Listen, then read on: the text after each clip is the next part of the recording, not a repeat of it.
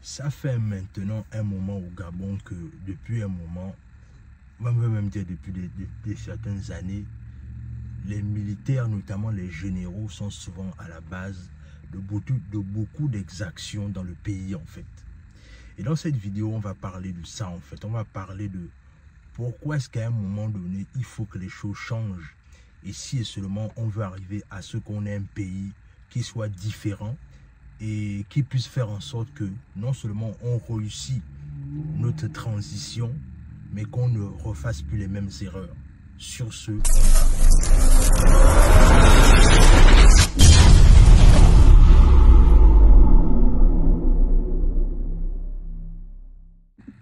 salut, moi c'est Warren et bienvenue dans ma chaîne Warren et Asiana. Ici, on parle de développement personnel, on parle d'entrepreneuriat, on parle d'immigration aux États-Unis et on parle également d'immigration au Canada.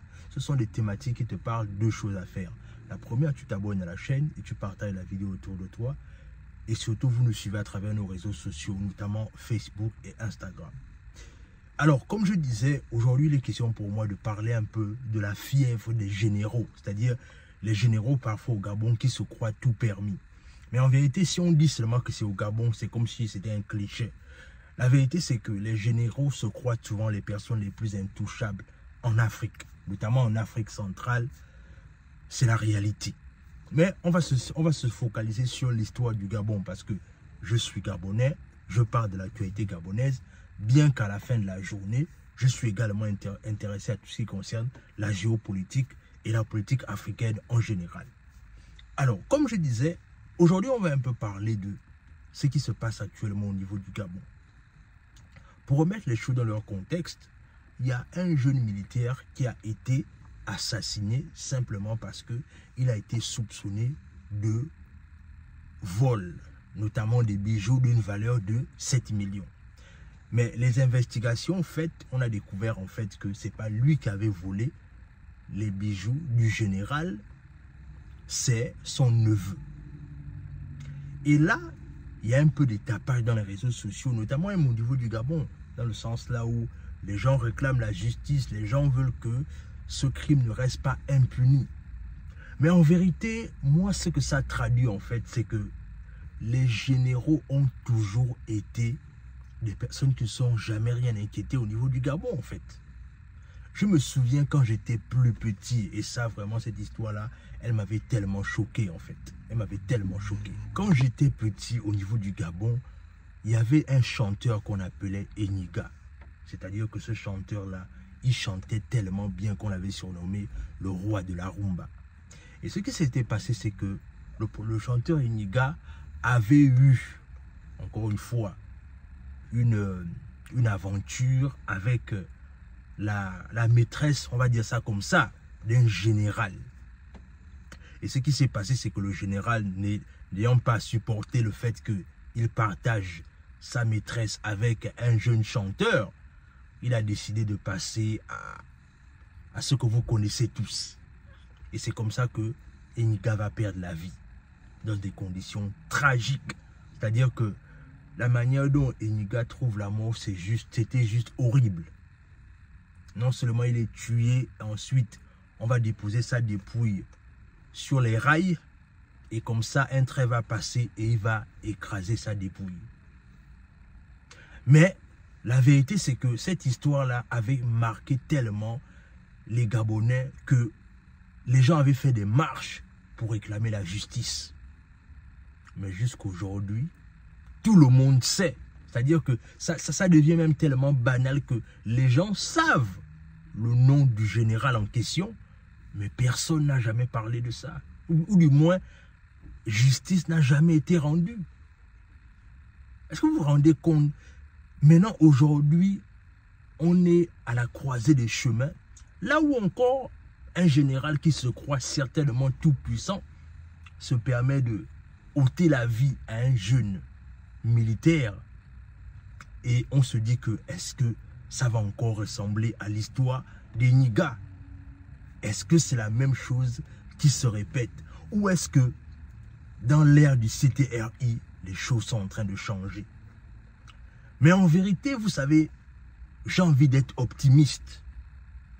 j'ai envie de croire que les choses sont en train de changer. Parce que même le fait déjà même qu'on ait arrêté les commanditaires, c'est-à-dire ceux qui ont exécuté les violences sur ce jeune homme-là, ça prouve qu'il y a quelque chose qui est en train de se mettre en marche. Bon gré, mal gré, on est au moins en train de sentir qu'il y a quelque chose qui est en train de se mettre en marche. Et en vérité, cette chose-là, cet espoir-là qui est en train de se mettre en marche, parce qu'en vérité, il faut aussi le préciser, c'est que le président de la République, le président de la transition, est allé voir la famille de la victime, en fait, du défunt. C'est-à-dire qu'il s'est rendu sur place, il a visité la famille. C'est déjà un signal fort. C'est un signal fort parce qu'en vérité, à l'ère du type là, il n'y avait pas ce genre de choses-là. C'est déjà un effort. Et il y a aussi le fait que on est arrêté les personnes qui ont exécuté le frangin. Mais à la fin de la journée, tout le monde sait maintenant que c'est le général en question qui a commandité les choses et on a redécouvert que c'est son neveu qui était derrière le vol. Maintenant, ce qui se passe, c'est que la justice est attentive, c'est-à-dire que le peuple est attentif, autant pour moi, le peuple veut une justice. Le peuple veut en fait que justice soit rendue. Parce qu'en vérité, n'ayons pas peur de le dire. Il faut bien savoir une chose, c'est que si la justice n'est pas rendue, malheureusement, ça va encore davantage salir la réputation du CTRI. Et c'est là où je dis souvent que le CTRI n'a pas besoin de s'entacher de tout ça en fait. C'est-à-dire, apprenez à donner au peuple ce que le peuple demande. C'est le peuple qui vous a invité à être là. Donc ça veut dire que écoutez le peuple. Le peuple réclame la justice. Donnez-l'en lui. C'est même pas donnez-lui la justice, autant pour moi, qu'elle demande. C'est important parce que ce peuple-là a tellement souffert. Il y a tellement de traumatisme que ce peuple-là porte et que ça devient un impératif de donner à ce dernier la justice. Vraiment, président Oligui, CTRI, le gouvernement, regardez cette histoire. Parce que moi, je suis allé un peu sur son profil, j'ai regardé un peu. C'est quelqu'un qui a laissé 2 enfants. Et en laissant 2 enfants comme ça, forcément, il avait des projets pour ses enfants. Forcément, il avait quelque chose qu'il voulait faire pour ses enfants et pour sa vie. Donc moi, je pense clairement qu'il faut regarder cette histoire avec beaucoup d'attention. Et surtout, il faut faire en sorte que justice soit rendue. On ne peut pas se permettre de laisser passer cette histoire-là. Il faut, en fait, j'ai même envie d'aller loin en disant que il faut rendre tellement la justice, qu'il faut tellement que la justice soit tellement bien rendue que plus jamais un général ne va tenter de vouloir faire ça pensant qu'il ne sera pas inquiété.